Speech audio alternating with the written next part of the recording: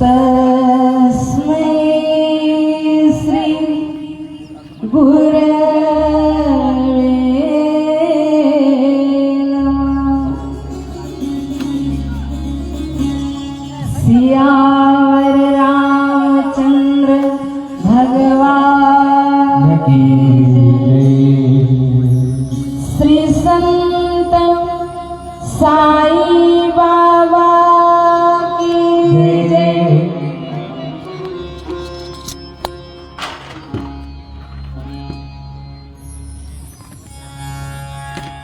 सिया राम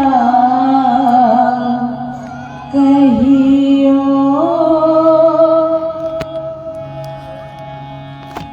सिया राम कहियो,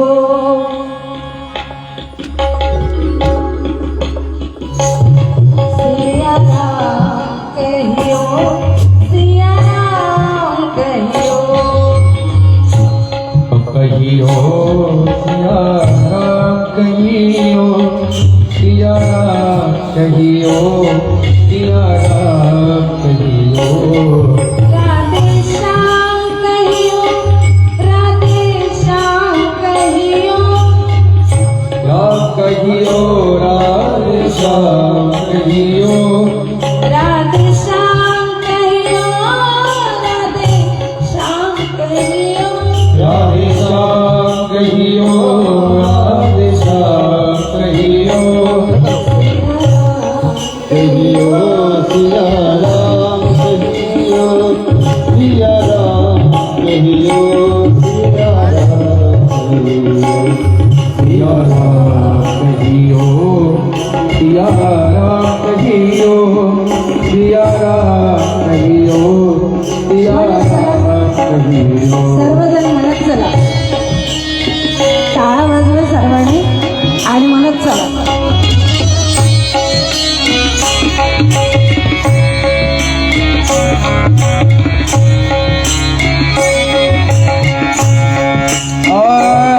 सिया राम कहियो, राधे श्याम कहियो, सिया राम कहियो, राधे श्याम कहियो, सिया राम कहियो, राधे श्याम कहियो, सिया राम कहियो, राधे श्याम कहियो, सिया राम कहियो, राधे श्याम कहियो, सिया राम कहियो, राधे श्याम कहियो, सिया राम कहियो, राधे श्याम कहियो, सिया राम कहियो, राधे श्याम कहियो, सिया राम कहियो, राधे श्याम कहियो, साई नाथ कहियो, साई श्याम कहियो, साई नाथ बोलियो, साई नाथ कहियो, साई राम कहियो, साई श्याम कहियो, राधे श्याम कहियो, सिया राम कहियो, सिया राम कहियो, सिया राम कहियो, सिया राम कहियो, राधे श्याम कहियो, सिया राम कहियो, सिया राम कहियो, सिया राम कहियो, राधे श्याम कहियो, सिया राम कहियो, राधे श्याम कहियो, सिया राम कहियो, राधे श्याम कहियो, सिया राम कहियो, राधे श्याम कहियो, सिया राम कहियो, राधे श्याम कहियो, सिया राम कहियो, राधे श्याम कहियो, सिया राम कहियो, राधे श्याम कहियो, सिया राम कहियो, राधे श्याम कहियो, सिया राम कहियो, राधे श्याम कहियो, सिया राम कहियो, राधे श्याम साई नाथ कहियो, राधे श्याम कहियो, साई राम कहियो। कहियो साई राम कहियो राधे श्याम कहियो साई राम कहियो राधे श्याम कहियो साई राम कहियो राधे श्याम कहियो साई राम कहियो राधे श्याम कहियो साई राम कहियो पिया कहियो पिया राम कहियो राधे श्याम कहियो पिया राम कहियो राधे श्याम कहियो पिया राम कहियो राधे श्याम कहियो पिया राम कहियो राधे श्याम कहियो सिया राम कहियो राधे श्याम सियावर रामचंद्र भगवान की जय पवन सुत हनुमान की जय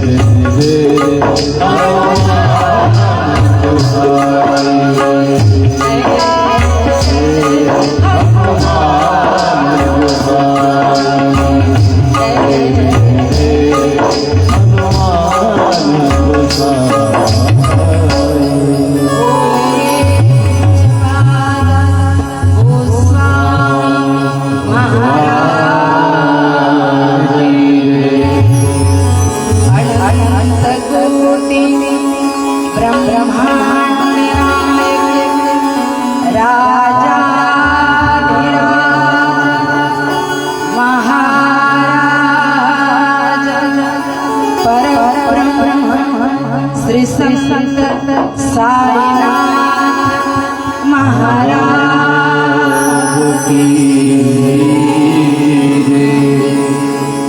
आए हनुमंत विराज कथा मती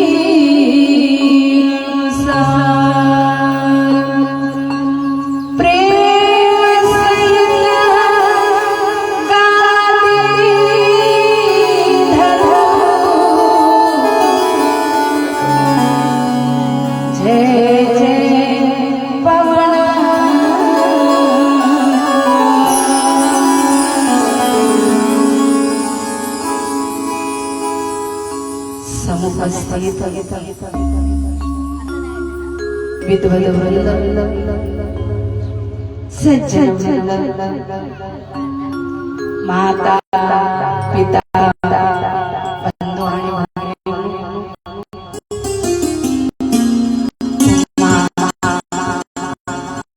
सर्वांच्या चरण कमलाला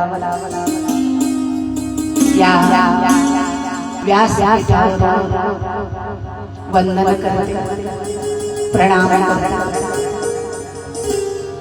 आणि चला आपल्या या रामपूर या सुंदर अशा गावामध्ये श्री संत साईबाबा यांच्या असीम कृपेने जो सुंदर दिव्य भव्य आणि विशाल असा ध्यान यज्ञ आहे, याचं आयोजन सुंदर महाराज त्यांच्याच कृपेने झालेला आहे. ऐका, आज महाराज आपल्या जीवनातील हा अतिशय आनंदाचा क्षण आहे, नाही? आज जे मराठी लोक आहेत त्यांचं नवीन वर्ष आहे, नाही?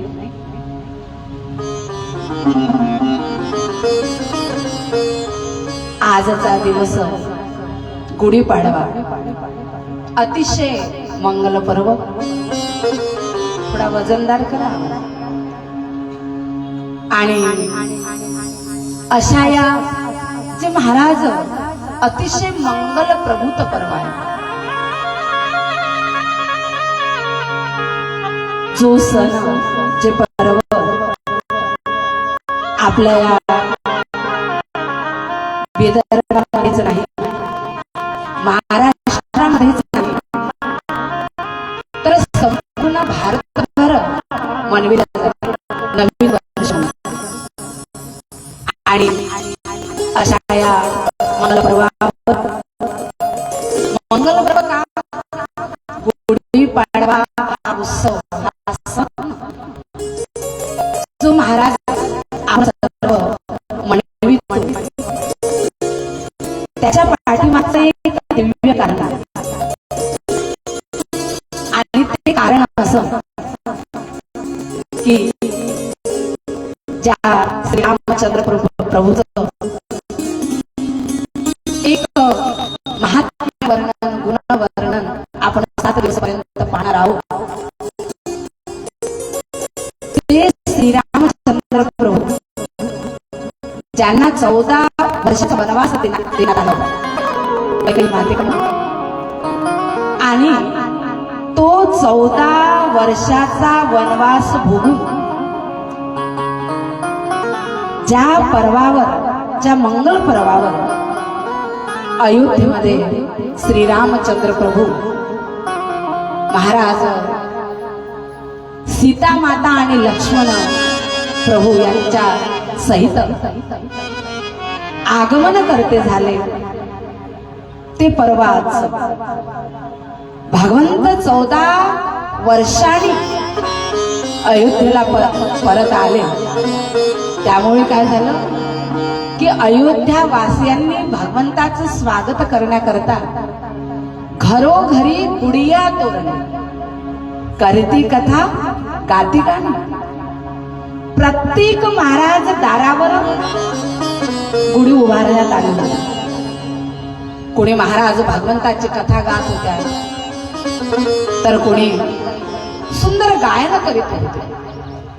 आणि असा हा मंगल अतिशय अतिशय आणि अतिशय मंगल प्रचुर पर्व, अशा या प्रचुर पर्वावर, मंगल पर्वावर, पवित्र पर्वावर आपले श्री संत साईबाबा यांची जी कमिटी आहे, त्यामध्ये आमचे अध्यक्ष महोदय आदरणीय श्रीमान रामाभाऊ फुटाणे, त्यानंतर जे सचिव आहे आमचे आदरणीय श्रीमान बघेल भाऊ, त्यानंतर यामध्ये उपाध्यक्ष सदस्य आमचे काय म्हटलेलं आहे श्रीमान आदरणीय पिंपळकर भाऊसाहेब, त्यानंतर आमचे आदरणीय श्रीमान भाऊचंच नाव आमचे वैरागड भाऊसाहेब, त्यानंतर आमचे श्रीमान आदरणीय हजारे भाऊसाहेब, आणि त्यानंतर जेवढी महाराज सुंदर कमिटी आहे, जे काही कमिटी आहे अशा या कमिटीवर अतिशय अतिशय अतिशय सुंदर असं रामकथेचं विशाल असं आयोजन करण्यात आलेलं आहे. गाव महाराज खूप मोठं नाही, परंतु गावाच्या मानाने जे आयोजन आहे हे अतिशय भव्य आहे. आणि यावरून हे कळतं की खरोखर महाराज ही जी कमिटी आहे कथेचं नियोजन करणं एवढी सोपी गोष्ट नसते. महिना महिना घरावर महाराज तुळशीपत्र ठेवावं लागतं, प्रत्येकाच्या दारावर जावं लागते, वर्गणी मागावी लागते आणि अथक परिश्रम करावा लागतो. कालपासून आली आमचे सर्व कार्यकर्ते, आमचे श्रीमान आदरणीय रामाभाऊ फुटाणे, ज्यांचे आताच महाराज तब्येत म्हणतात की अतिशय कठीण प्रसंगामधून ते निघाले, ज्यांना अटॅक आला होता. ही साईबाबांची महत्कृपा की त्या संकटामधून त्यांचं निवारण केलं. ऐका महाराज, आपण केलेली सेवा, आपण केलेली भक्ती ही जीवनामध्ये कशी कधी आणि कशा वेळेला कामी येईल हे सांगता येत नाही. आणि म्हणून हे करत राहणं अतिशय गरजेचं आहे. अतिशय सुंदर महाराज नियोजन की मोठमोठ्या शहरामध्ये जे नियोजन केलं जातं. म्हणून मी तर पहिले कार्यवाही समितींना शतशः धन्यवाद आणि त्यांना परत एकदा महाराज वंदन करेल. वंदन का तर महाराज या सत्संगामधून ते तरुण जाणारच आहे, परंतु इतरांना देखील तारुण देणारे आहे. आमचं शास्त्र सांगतं एकटा तरला नव्हे ते नवल. प्रगाढ भक्ती केली, एकटा तरुण गेला, त्यामध्ये नवल नाही. परंतु जो महाराज आपल्या सोबत इतरांना सोबत तरुण जातो त्यामध्ये खास दिव्यता आणि भव्यता आहे. आणि म्हणून त्या कार्यकर्त्यांच्या चरणावर खरोखर महाराज मी शतशः नमन करेल. कारण माझ्या बाबांचे हे दूत आहे. माझ्या जगदीश भगवंतांनी यांना सिलेक्ट केलेला आहे. तुम्ही ऐकलेलं आहे की जे भगवान जगदीश ज्यांना इलेक्टेड आणि सिलेक्टेड करतात तेच महाराज कार्यकर्ते बनतात. आणि भगवान जगदीश द्वारा ज्यांच्या मस्तकावर महाराज हात ठेवला जाते की हा या सत्संगामध्ये येईल, नाही काय आपण ऐकलेलं आहे. हो ज्या पर कृपा राम कर होई,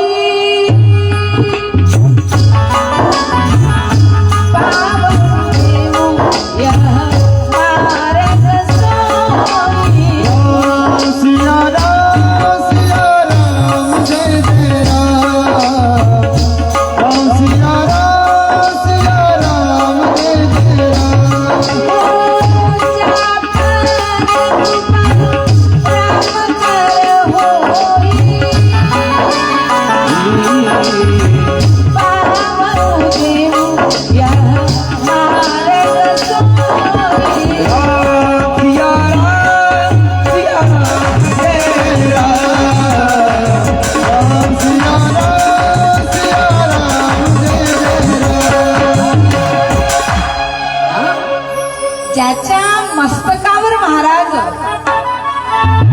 भगवंताने हात ठेवला असेल आणि भगवंताने म्हटलं असेल की हा माझ्या सत्संगामध्ये जाईल, हा जीव माझी कथा श्रवण करू शकेल. 7 दिवस पर्यंत तोच या महाराज पेंडॉल मध्ये येऊन भगवंताच्या या दरबारामध्ये येऊन कथा श्रवण करू शकेल. नाहीतर इथे महाराज जहाजाने कोणी पोहोचतो म्हटलं नाही पोहोचत, कोणी विमानाने पोहोचतो म्हटलं नाही पोहोचत. याच्या करता तर केवळ आणि केवळ भगवंताचीच कृपा पाहिजे. म्हणून तुम्ही श्रोते देखील अतिशय भाग्यवान आहे. तुमच्याही चरण कमलावर मी नतमस्तक होते, कारण तुम्ही माझे देव आहात. आमचे ज्ञानोबाराय सांगतात की वक्त्याचा देव जो आहे हा श्रोता असतो. प्रभू तुम्ही महेशाची आमूर्ती, मी तुबळा अर्चित से भक्ती, बोल जरी गंगावती,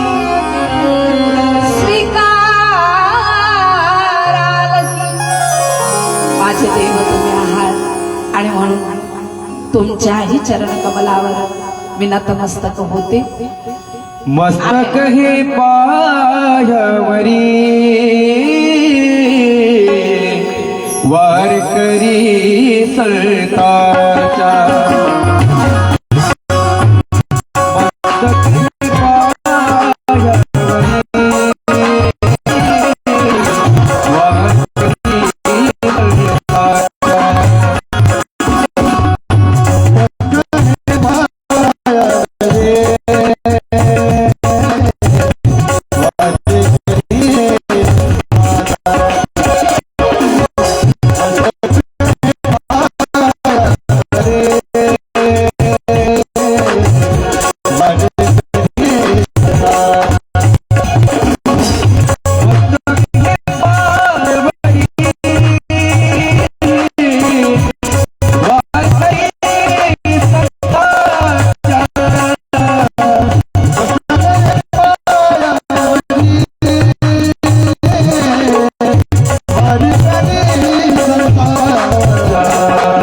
मस्तक हे पायावरी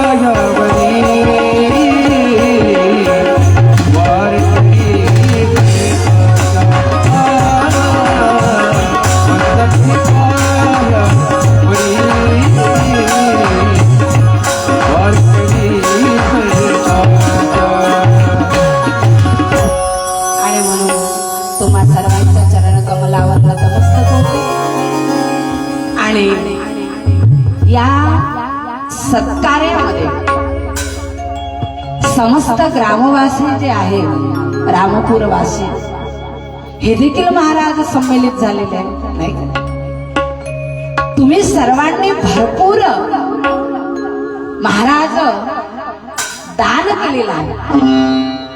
कुणी पैशाच्या माध्यमामधून, कुणी पुढे धान्याच्या माध्यमामधून, ज्याच्या ज्याच्या म्हणजे जे जे तुम्हाला करता येईल त्या पद्धतीने तुम्ही दान करणार आहे. म्हणून एवढं मोठं आयोजन आहे. आणि एक लक्षात ठेवा, जो देता है वही पाता है. तुम्ही जो हा उदात्त धर्म करू राहिले, या युगाने तुमची संपत्ती कमी होणार नाही. ज्यांनी महाराज भरभरून वर्गणी दिली असेल, ऐका मी माझ्या मनाचं इथे काही सांगणार नाही. आणि इथे वक्त्याने महाराज आपल्या मनाचं काही सांगू नये. ज्याच्या पाठीमागे शास्त्र असेल तेच सांगण्याची महाराज संमती आणि एक आदेश संतांचा आम्हाला आहे. हा जो तुम्ही उदात्त धर्म करू राहिले, या योगाने लक्षात ठेवा तुमची संपत्ती कधीच कमी होणार नाही. शास्त्र सांगतं, धर्म बढे तो बढ़े धन बढ़े मन बढ़ जाए, मन बढ़े तो महिमा बढ़े, सब बढ़त बढ़त बढ़ जाय। तुम्ही हा जो उदात्त धर्म करू राहिले त्याच्या पाठीमागे शास्त्र हे सांगितलेलं आहे की तुमचं धन वाढेल. ज्याने 1000 रुपये दिले असेल, ज्याने 5000 दिले असेल, ज्याचा ज्याचा महाराज जसा काही अधिकार असेल किंवा जेवढी योग्यता असेल, जेवढी संपत्ती असेल, त्याप्रमाणे तुम्ही दिलं तर महाराज नियम हा आहे की त्या योगाने तुमची संपत्ती वाढणार आहे. मग तुमची संपत्ती वाढल्यानंतर यदा कदाचित पुढे कधी ज्यावेळेला कथेचा योग येईल, कारण आता मी हे नाही सांगू शकत की पुढच्या वर्षी येईलच काय नाही, कारण आता आमचे कार्यकर्ते जे आहे हे रिटायरमेंटवर आलेले आहे, शरीर एकसारखं राहत नाही. मी तर साईबाबाला म्हणेन की यांच्या जीवनामध्ये असा हा सत्संग नेहमी घडो, परंतु महाराज नाही घडला. तर साईबाबांची कृपा त्यांच्यावर सदैव राहो एवढीच प्रार्थना मी साईबाबांच्या चरण कमलावर करेन.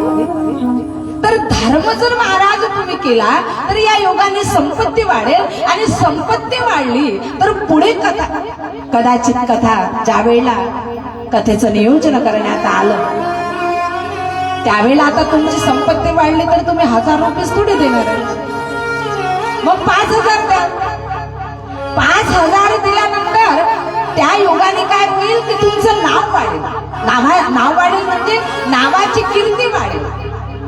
हेच महाराज कार्यकर्ते सांगतील की अहो त्यांनी तर एवढे एवढे पैसे दिले. आणि एवढंच नाही तर सब बढ़त बढ़त बढ़त. या महाराज सत्कर्मामध्ये, या ज्ञान यज्ञामध्ये जर महाराज तुम्ही संपत्तीचा सदुपयोग केला, भरभरून दिलं, तर तुमचं सर्व वाढतच आहे. आणि एक प्रसंग सांगितला की नद्या होत्या, नद्या यावर एक दृष्टांत सांगितला, आणि सर्व नद्यांच्या अधिष्ठात्री देवता होत्या. गंगा, कावेरी, यमुना, सरस्वती ह्या सर्व एक दिवस एकीमेकी सोबत मिळाल्या आणि म्हणायला लागल्या, म्हणे का ग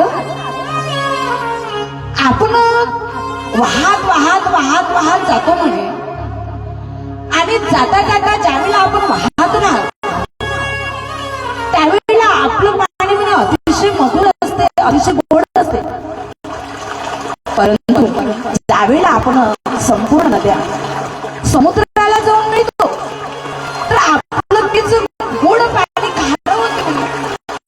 असं का होते? बाकीच्याही नदी म्हणायला लागला की हे बरोबर आहे, पण चला आपण एक काम करूया, समुद्र देवतेलाच विचारूया. आणि महाराज सर्व ह्या नदीच्या अधिष्ठात्री देवता समुद्र देवांकडे आलेले आहे.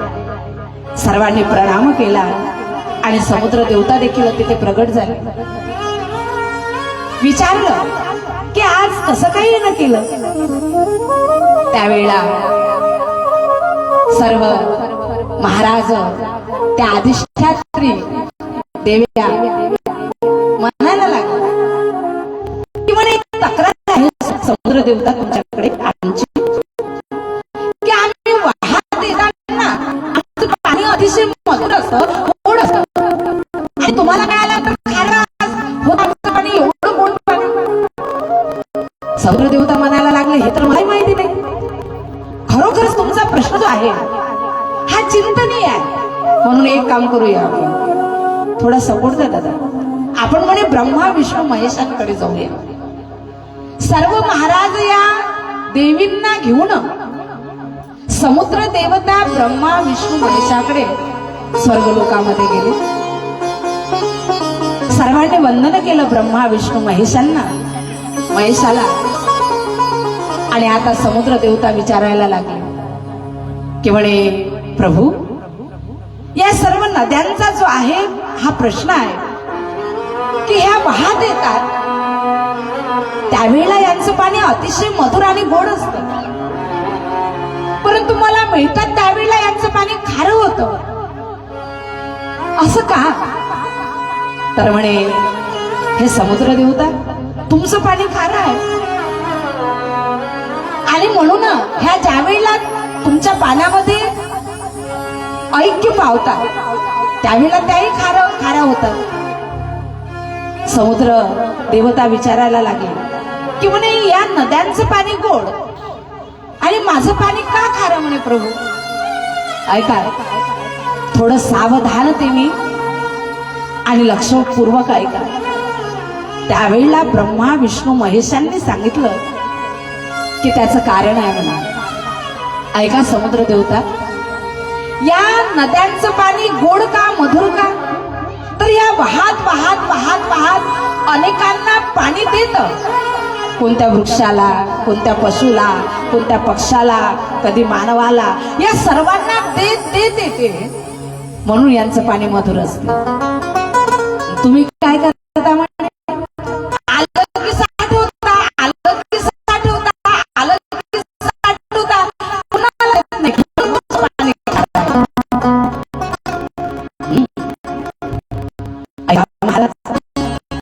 समुद्रदेवतांनी सांगितलं की मलाही असं वाटतं की माझे पाणी गोड. प्रभू, याकरता काय करावं? म्हणे, याकरता एकच करावं लागेल, तुम्हालाही कोणाला तरी द्यावं लागेल ना. जो देता है वही पाता है, यावर मी दृष्टांत सांगत आहे. मग समुद्र देवता आणि सर्वच्या सर्व महाराज आपापल्या ठिकाणी परतले. कसं द्यायचं मी विचार करायला लागले. आणि त्यावेळेला महाराज एक घटना घडली. सूर्यकिरणाने काय केलं की त्या समुद्रातलं पाणी जे आहे ते शोषून घेतलं. त्या पाण्याच्या वाफा निघायला लागल्या आणि वर जाऊन महाराज त्याचे पाण्याचे ढग बनले. आणि त्या ढगातून ज्या वेळेला तेच समुद्राचं पाणी महाराज खाली पडायला लागलं, पाऊस यायला लागला, त्यावेळेला ते पाणी अतिशय मधुर झालं, गोड झालं. वंदनीय राष्ट्रसंत तुकडोजी महाराजांनी फार सुंदर महाराज प्रमाण याकरता दिलं. सागर से हर देश में तू, हर भेष में तू, तेरा नाम ने तू एक ही है, तेरी रंग भूमि यह विश्व भरा, सब खेल में तू ही तुम्हें, हर देश में तू, हर देश में तू.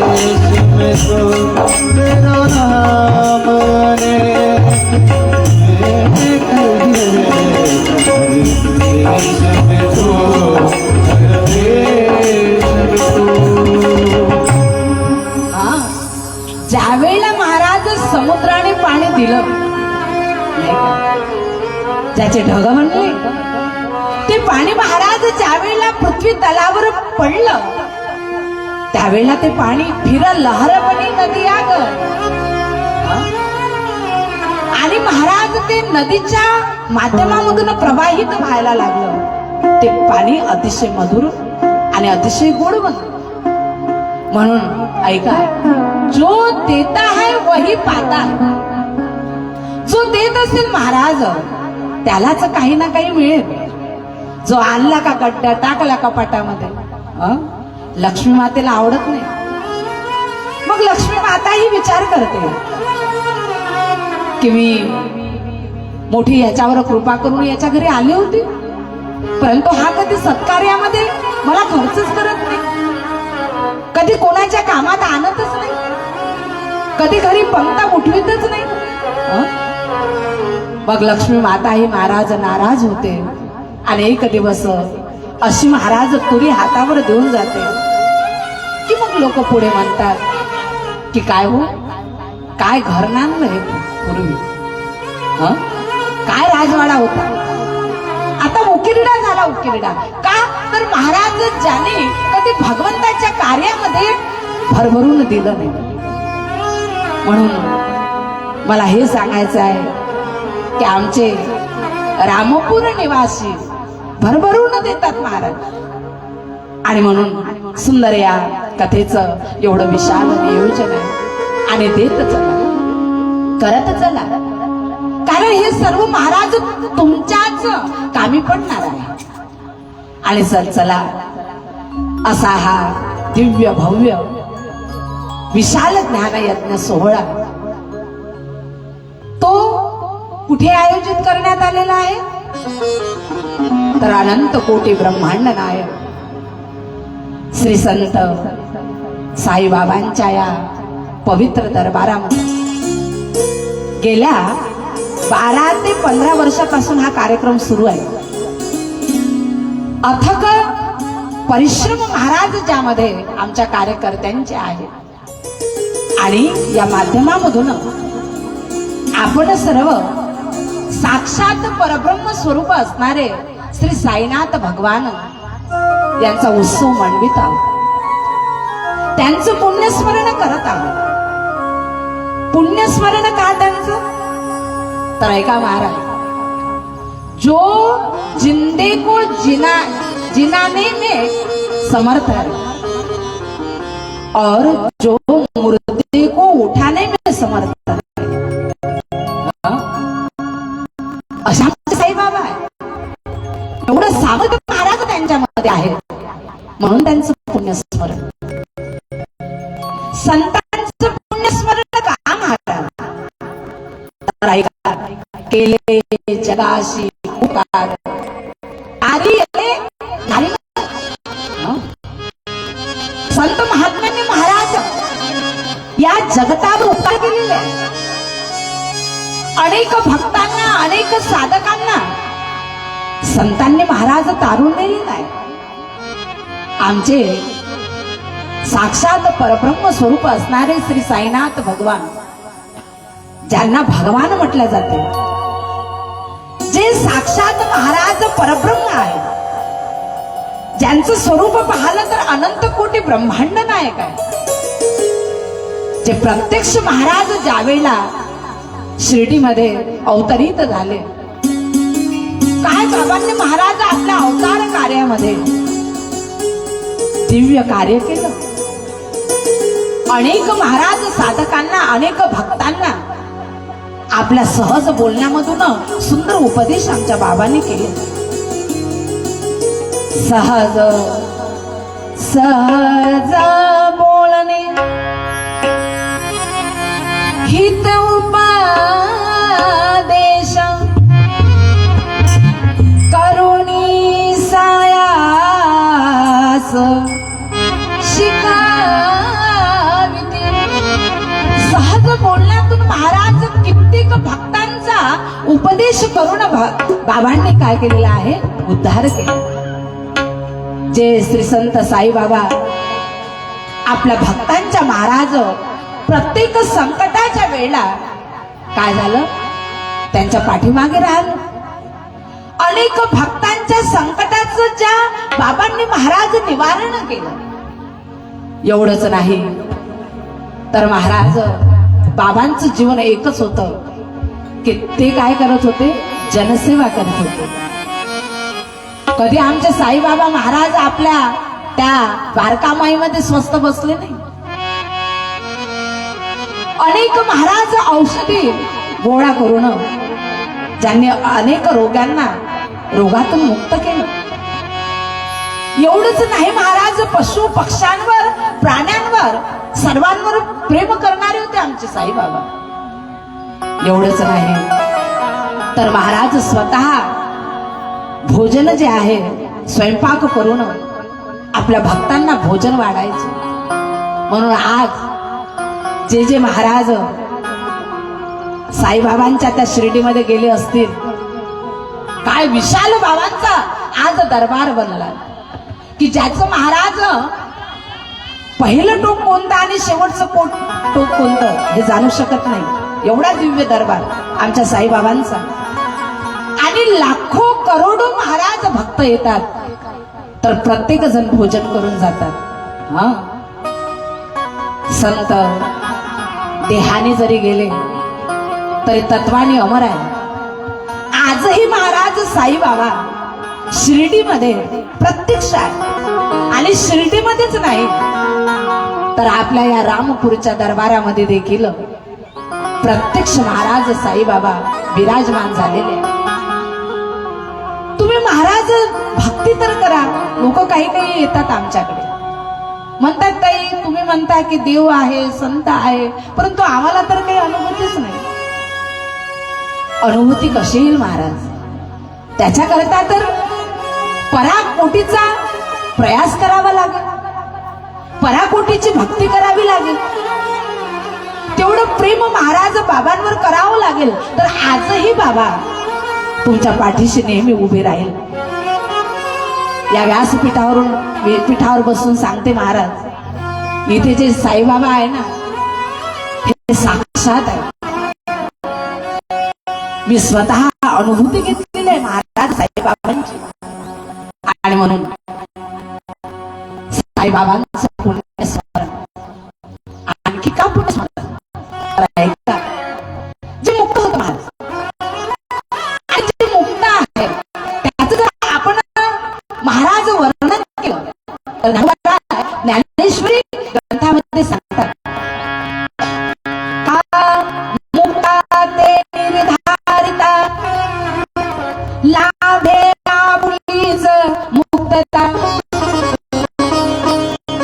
जैसी दीपे दिसे पाहता आपुली वस्तू. मुक्ताचं वर्णन केल्यानंतर आपल्याला तर महाराज आपली मुक्त स्थिती प्राप्त होत. म्हणून मुक्तांचं महाराज काय आहे? पुण्यस्मरण. आणि दुसरी गोष्ट अतिशय महत्वाची, संत जे महाराज या भूतलावर अवतरित होतात तर त्याचं एकमेव कारण आहे जगाच्या कल्याणा संतांच्या विभूती. आणि असं तुमचं आमचं कल्याण करण्याकरता आमचे साक्षात महाराज परब्रह्म स्वरूप असलेले साईनाथ भगवान हे अवतरित झाले, प्रकट झाले. आणि त्यांच्या या दिव्य अशा दरबारामध्ये आपण आजपासून सुंदर महाराज अतिव सुंदर असणारी राम कथा ऐकणार आहोत. परंतु त्याआधी बाबांच्या चरण कमलावर त्यांचं स्मरण करून एकदा आपण सर्व नतमस्तक होऊया आणि नंतर रामकथेकडे वळूया. श्री ओम साईराम, जय साईराम. तुम्हें आदिनाथ तुम्हारा, तुम्हें श्रद्धा नमन, तुम्हें श्रद्धा नमन हमारा. ओ साईराम, जय साईराम, सदा मंगल तुम्हारा.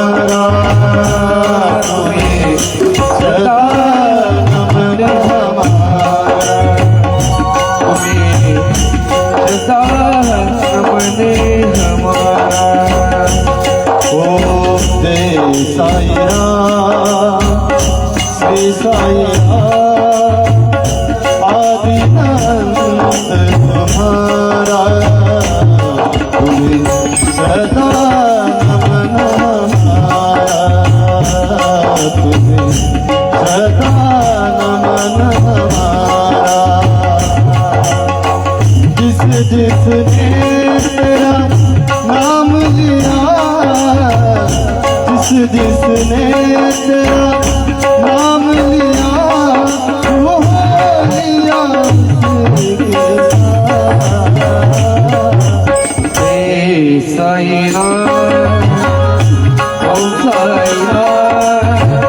आदिनाथ तुम्हारा तुम्हें सदा नमन हमारा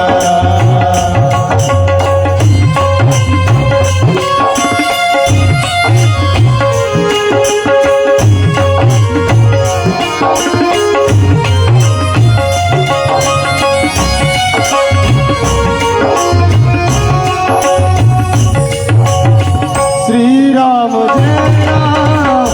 जय जय राम श्री राम जय श्री राम जय राम श्री साई राम श्री राम जय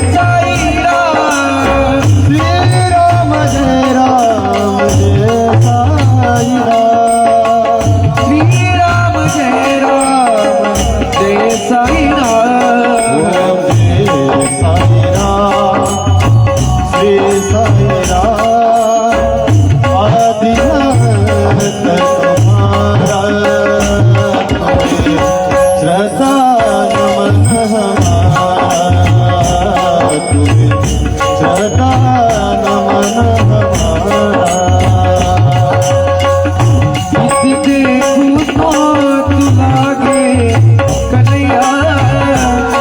देखूं तो दुर्गा देखूं तो तू लागे कन्हैया उस देखूं तो दुर्गा मैया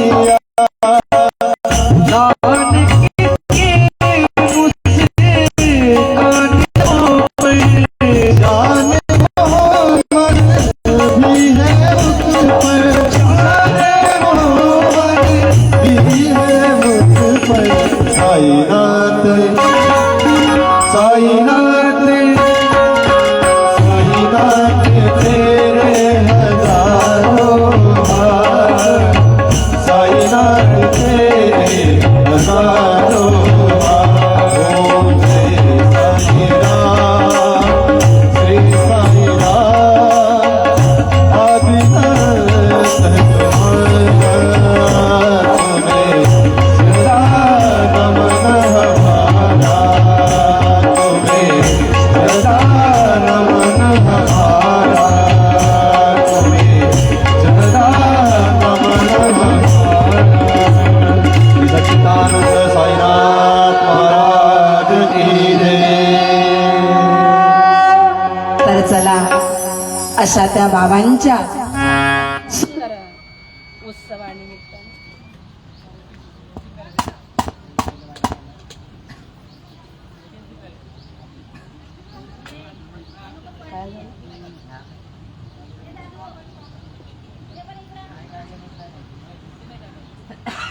माहिती पण बोलतो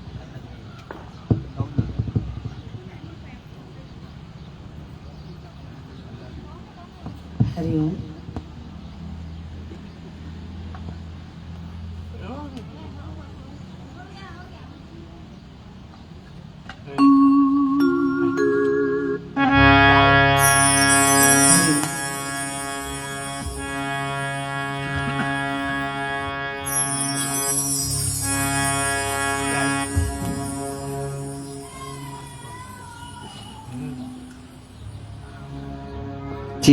हॅलो हॅलो हॅलो हॅलो तर चला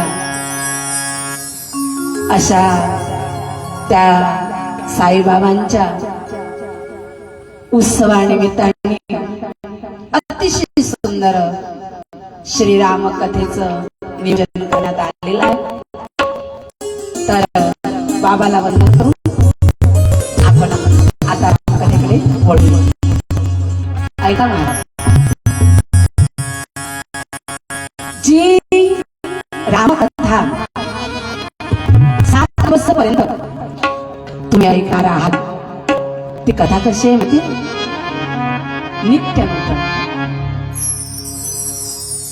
नित्य नूतन कशी, त्यावर एक थोडं उदाहरण सांगते. गंगेचं पाणी हे नित्य नूतन असते महाराज. 2 मित्र होते आणि गंगेच्या किनाऱ्यावर स्नान करण्याकरता गेले. मित्र महाराज त्यातील गंगेमध्ये स्नान करायला आत प्रवेश केला. दुसरा मित्र गंगेच्या काठावर उभा होता. तो आपल्या मित्राला म्हणायला लागला, म्हणे अरे तिथे स्नान करू नको म्हणे, आताच दुसऱ्या मनुष्याने तिथे स्नान केलेलं आहे, ते पाणी खराब झालं असेल, ते पाणी गढूळ झालं असेल, ते पाणी स्नान करण्या योग्य नसेल. त्यावेळेला तो गंगेत उतरलेला स्नान करण्याकरता मित्र तो उतरायला म्हणे केलं असं कोण्या पुरुषाने स्नान, परंतु ते पाणी थोडं राहिलं, ते वाहून गेलं. तशी रामकथा ही स्वरूपाने महाराज नित्य नूतन. तसं तर कालची भाजी आपल्याला खायला आवडत नाही, आवडते का? कालचा पेपर महाराज आज वाचायला आवडत नाही.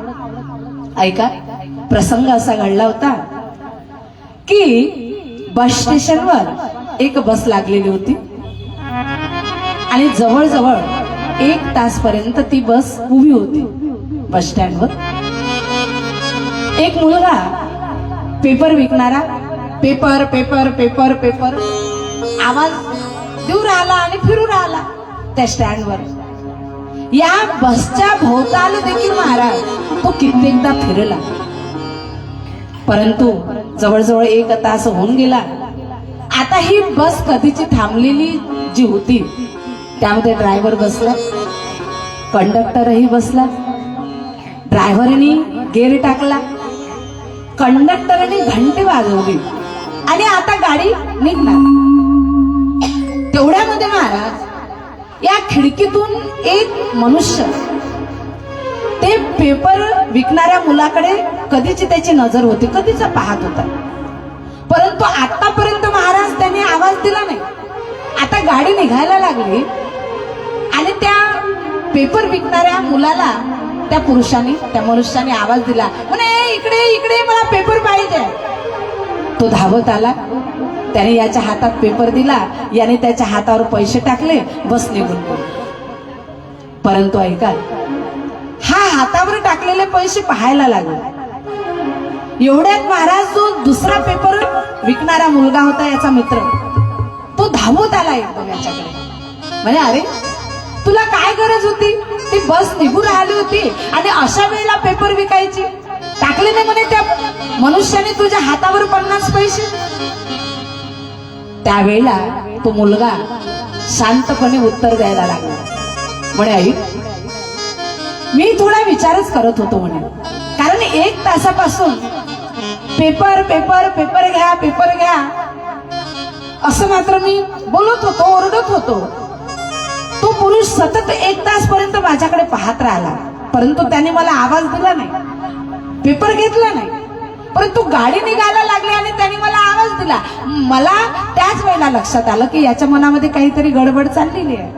तर म्हणे आई मी म्हणे त्याला आजचा पेपर थोडे दिला, कालचा पेपर दिला म्हणे. पेपर 2 रुपयाचा होता, 50 पैसे त्यांनी टाकले. तर ऐका, कालचा पेपर महाराज आपल्याला आज वाचावं वाटत नाही, परंतु जी त्रेता युगामध्ये भगवंताचं जे अद्भुत चरित्र घडलं श्रीरामचंद्र प्रभूचं, की ज्या चरित्राचं गुणगान महाराज रामकथेमध्ये काय केलेलं आहे, वर्णन केलेलं आहे. ती कथा आजही आपण ऐकतो का, तर ती नित्यनूतन आहे. ज्या ज्या वेळेला महाराज तुम्ही ऐकाल त्या वेळेला नवीनच त्यामध्ये एक तुम्हाला ऐकायला मिळेल. आणि एक ब्रह्मानंद महाराज फार वेगवेगळ्या त्या कथेच्या श्रवणामधून तुम्हाला होईल. तर ऐका, पहिली गोष्ट तर रामकथा काय नित्यनूतन आहे. दुसरी गोष्ट ही की रामकथा ही दर्पण आहे. दर्पण म्हणजे आरसा. दर्पण काय करते महाराज, दर्पणाचं काम काय आहे, दर्पण जो आहे, आरसा जो आहे, आपण जसं आहोत तसं दाखवतो. आपण जसं आहोत तसं दाखवते. तशी रामकथा महाराज 7 दिवस पर्यंत आपण ज्या वेळेला श्रवण करू तर आपण नेमकं काय आहोत ही रामकथा आपल्याला दाखवणार आहे. तिसरी गोष्ट ही की रामकथा ही मानव घडविणारी कथा आहे. कारण रामकथेची सुरुवात जी आहे ही महाराज मानवापासून तर पुढे शेवट देखील मानव हा शब्द आलेला आहे. पुढे आपण याचं सुंदर स्टेप बाय स्टेप महाराज चिंतन करणार आहोत. फार गोड कथा आहे, परंतु एवढी गोड कथा असणारी तुम्हाला समजेल कधी, कशी, जो महाराज प्रथमतःच ऐकायला आलेला असेल, बसलेला असेल, सुरुवातीपासून तर शेवटपर्यंत नॉनस्टॉप काहीही त्यातला प्रसंग न जाऊ देता ऐकेल तर त्याला रामकथा समजेल. नाहीतर रामकथा समजणं कठीण. भागवत आपण नेहमी ऐकतो तर त्यातील प्रसंग आपल्याला माहिती असते, परंतु रामकथा महाराज फार गोड कथा आहे. भागवत जेवढं गोड आहे ना तेवढंच रामकथा देखील अतिशय गोड आहे, अतिशय चिंतनीय, अत्यंत मननीय कथा आहे महाराज. आणि म्हणून मी आली कथा करून भरपूर लोकांमधून. आज लोक महाराज, आता पहिला दिवस आहे तर ठीक आहे, परंतु वक्ता तो वक्ता नव्हे, श्रोते नवीन. मला काहीतरी चुकल्यासारखं वाटू राहिलं. कारण ज्या श्रोत्यांमधून मी आले तेवढे श्रोते इथे दिसत नाही, म्हणून थोडं चुकल्यासारखं वाटू राहिलं. परंतु काही हरकत नाही. ऐका, आज महिला मंडळी, पुरुष मंडळी, कथा झाल्यानंतर घरी जा, आपल्या परिसरात फिरा आणि सर्वांना सांगा की कथा ऐकण्यासारखी आहे. आजचा दिवस गेला, 7 दिवस कथा राहिलेली आहे आणि खरोखरच तुम्हाला कथा ऐकायची आहे तर उद्यापासून महाराज अगदी सुरुवातीला या, तर तुम्हाला रामकथा समजेल. चला, तर रामकथा ही मानव घडविणारी कथा आहे. ऐका, मी नेहमी सांगत असते की हा जो मनुष्य देह आहे, भगवंताने महाराज अशी व्यवस्था या मनुष्य देहामध्ये दिलेली आहे की आपल्याला देव देखील बनता येते. काय बनता येते? देव. परंतु चला, देव बनणं कठीण आहे. संत देखील महाराज बनता येते, परंतु संत बनणं देखील महाराज एवढं सोपं नाही आहे. बनायचं आहे का तुम्हाला संत, तर चला महाराज आमच्या ज्ञानोबा रायांकडे विचारा. ज्ञानोबा रायन ना की ज्ञानोबा राय, आम्हाला संत बनायचं आहे, काय करावं लागेल त्यासाठी? तर ज्ञानोबा राय महाराज तुम्हाला उत्तर देतील की मी आळंदीमध्ये भिक्षा मागण्याकरता गेलो सिद्धपेठामध्ये, आणि भिक्षा मागता मागता आळंदीतून परत सिद्धपेठाकडे चाललो होतो. तेवढ्यात विसोबा खेचर आला, आवाज दिला, ध्याना कुठे गेला होता? म्हणे काही नाही काका, आळंदीमध्ये भिक्षा मागण्याकरता आलो होतो. असं दाखवते जोडी इकडे. काही नाही काका, थोडी कणिक आहे यामध्ये, थोडी कणिक आहे. मुक्ताला फार फार भूक लागलेली आहे, माझी वाट पाहत आहे. 3 दिवस झाले काका, आम्ही उपवासी आहोत सर्व भावंड. म्हणे दाखव दाखव म्हणतो ना इकडे. हिसकले महाराज विसोबा खेचरने ती जोडी. त्यात थोडी कणिक होती, ती महाराज पृथ्वी तलावर टाकून दिली. ज्ञानोबाराय म्हणायला लागले की काका तसं करू नका हो, माझी मुलं 3 दिवसापासून उपवास आहे, माझी वाट पाहत आहे. काका तसं करू नका. कणिक पृथ्वी तलावर टाकू नका. टाकली महाराज. ज्ञानोबाराय शेवटी ती कणिक उचलायला गेले तर विसोबा खेचरने महाराज पुढे हत केली की ती कणिक पायाने तुडवायला लागली. ज्ञानोबाराय म्हणायला लागले की असं नका करू, माझी मुलं वाट पाहते. आणि ऐका महाराज, एवढा छळ करूनही या समाजाने ज्ञानेश्वरी सारखा अलौकिक ग्रंथ आमच्या ज्ञानोबारायांनी लिहिला ना, की जो मागेही कधी झाला नाही आणि पुढे कधी होणार नाही. परंतु अशा या महाराज वाघ यज्ञाचं फल अशा या समाजाकरता मागितलं. जे खळांची व्यंकटी सांडो तया सत्कर्मी रती वाढो, भूता परस्परे जडो मैत्रीची वाच. म्हणून संत बनणं महाराज सोपं नाही. परंतु ऐका, आमच्या रामकथेचा देखील महाराज तुमच्या आमच्या करता एक संदेश आहे की हे जीवांनो, नाही तुम्हाला देव बनता येईल ना, नका बघ. नाही तुम्हाला संत बनता येईल ना, नका बघ.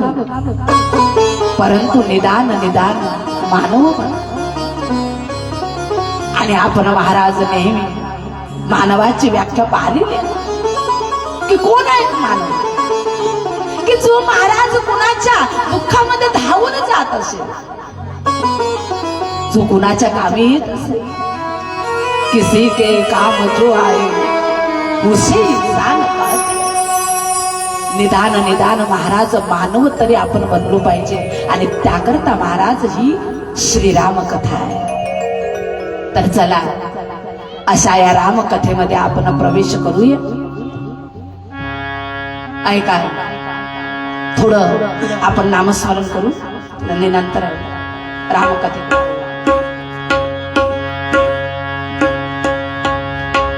हरे राम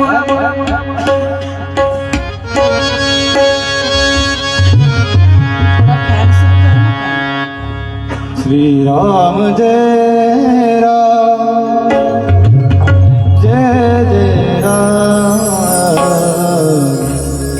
श्री राम जय राम, जय जय राम. श्री राम जय राम, जय जय राम. श्री राम जय राम, जय जय राम. श्री राम जय राम, जय जय राम. श्री राम जय राम, जय जय राम. श्री राम जय राम, जय जय राम. मंगल भवन अमंगलहारी, बहु सुदर्शन बिहारी. सीताराम चरित पावन, मधुर सुर सरो अति मनोहारी.